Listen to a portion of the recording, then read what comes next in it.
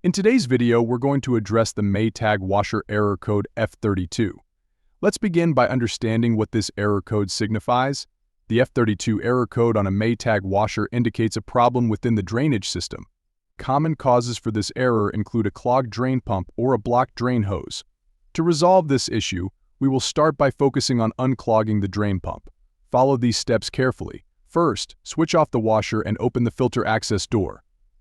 Next, unhook the emergency drain hose and allow the washer to drain into an empty bowl.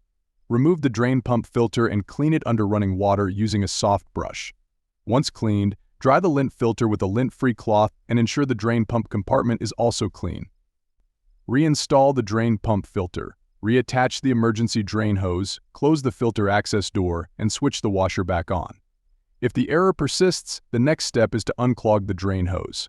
Physically inspect the drain hose for any clogs or kinks. To clear out any blockages, pour a solution of equal parts vinegar and baking soda down the hose, then run a rinse cycle. If you find any kinks in the hose, straighten them out to ensure proper water flow. If after these steps the washer continues to display the F32 error code, it might be necessary to contact a professional repair service for further assistance. And that's it. Thank you for watching, and until next time.